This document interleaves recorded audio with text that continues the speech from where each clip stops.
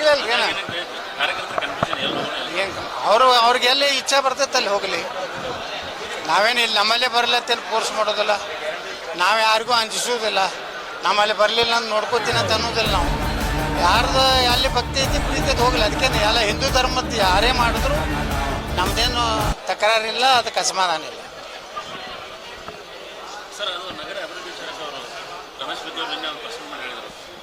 ಎಂಥವ್ರ ಹೆಸರು ತಗೋತೀರಿ? ಚಲೋ ಮಂದಿದು ಯಾರು ಚಲೋ ಇಲ್ಲರ ನಿಮ್ಗೆ? ಒಳ್ಳೆಯ ಲೀಡರ್ಗಳದ್ದು ಯಾವ್ರಿ ಹಾದಿ ಬೀದಿಗೆ ಇದ್ದುದು ಅವ್ರು ಯಾರು ಹೊಳ್ಳಿ ಮಳ್ಳಿ ಕೆಲಸ ಇಲ್ಲಾರ ಬಗಸಿಲ್ಲ.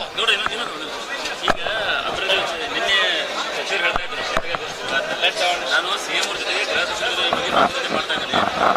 ಅದ್ರ ಬಗ್ಗೆ ವಿರೋಧ ವ್ಯಕ್ತಪಡಿಸಲ್ಲ ಪರೋಕ್ಷವಾಗಿ. ಆದ್ರೆ ತಗೊಳ್ಳಲ್ರಿ. ಹಿಂದಕ್ಕೆ MP ಪಾಲ್ರೆ ಉಸ್ತುವಾರಿ ಮಂತ್ರಿದಾಗ 26 ಕೇಸ್ ಹಾಕಿದ್ರು ನನ್ನ ಮ್ಯಾಗ.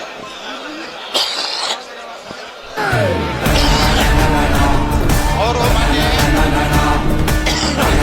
ಮಹಾನಗರ ಪಾಲಿಕೆಯಲ್ಲಿ ಮಹಾಪೌರ ಉಪಮಹಾಪೌರದಲ್ಲಿ ಅವ್ರಿಗೆ ಹಿನ್ನಡೆ ಆಗಿದೆ.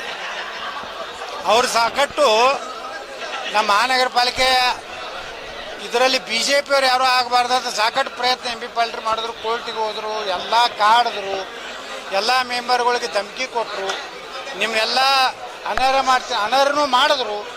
ಅಲ್ಲಿಂದ ಹೈಕೋರ್ಟ್ನಾಗ ಅದು ತಿರಸ್ಕಾರ ಆಯಿತು.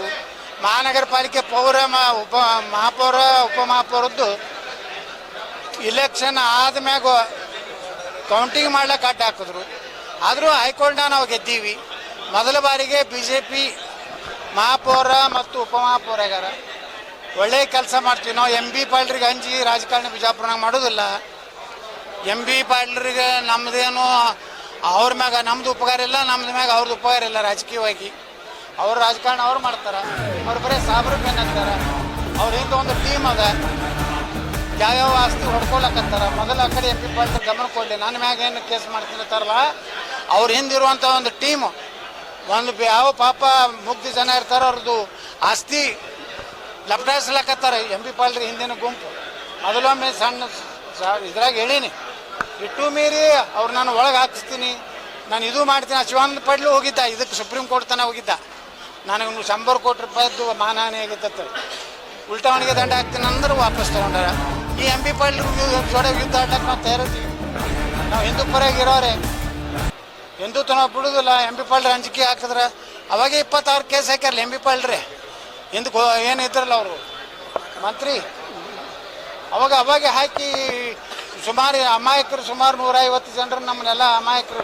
ನನ್ನ ಹಾಕಿರ್ಲಿ ಬಿಡ್ರಿ, ಯಾರೂ ಅಂಗಡಿಯಾಗಿ ಕೂತವ್ರನ್ನ ಸಹಿತ ಕೆಲವೊಂದು ಮಂದಿದ ಹೆಸರು ಹಾಕಿ ಮಾಡಿದ್ರು. ಏನಾಗೈತೆ MB ಪಾಟೀಲ್ರ ಇಂಥ ಧಮಕಿಗೆಲ್ಲ ಅಂಜು ಮಗ ಅಲ್ಲ. ನಾ ಹಿಂದೂ ಪರವಾಗಿ ಮಾತಾಡೋನೆ.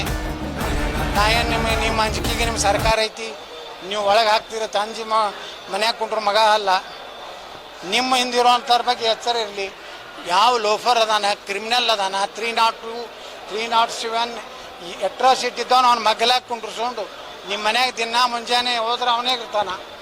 ಅವನ ವಿರುದ್ಧನೇ ನೀವು ಹೋರಾಟ ಮಾಡಿದ್ರಿ. 8,000 ಜನರು ತೊಗೊಂಡು ಬಿಜಾಪುರನಾಗ. ಒಬ್ಬ ಗುಂಡ, ಅವನದೇನು ಇತಿಹಾಸ ಅನ್ನೋದು ಮನೆ ವಿಧಾನ ಸಭೆದಾಗ ಹೇಳೀನಿ. ಇಂಥವನೊಬ್ಬನ್ನ ನೀವು ಇಂಥ ಒಂದು ಏನು ನಮ್ಮ ಕೋರ್ಟಿನ ಒಂದು ಇದನ್ನು ಮಾಡಿರಿ.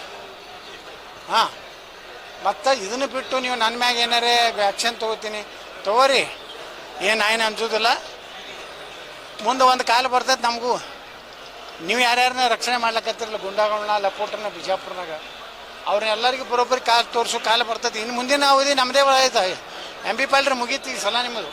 28ಕ್ಕೆ ನೀವು ಮನೆಗೆ ಹೋಗ್ತೀರಿ, 28ಕ್ಕೆ ನಮ್ಮ ಸರ್ಕಾರ ಬರ್ತದೆ. ನೀವೆಷ್ಟು ಗುಂಡಾಗಳನ್ನ ಸಾಕಿರಲ್ಲ ಬಿಜಾಪುರ ಜಿಲ್ಲಾದಾಗ, ಅವು ಕೆಲವೆಲ್ಲ ಲೋಫರ್ಗಳನ್ನ ಅವ್ರನ್ನೆಲ್ಲ ಒದ್ದೊಳಗೆ ಹಾಕಿಸ್ತೀವಿ.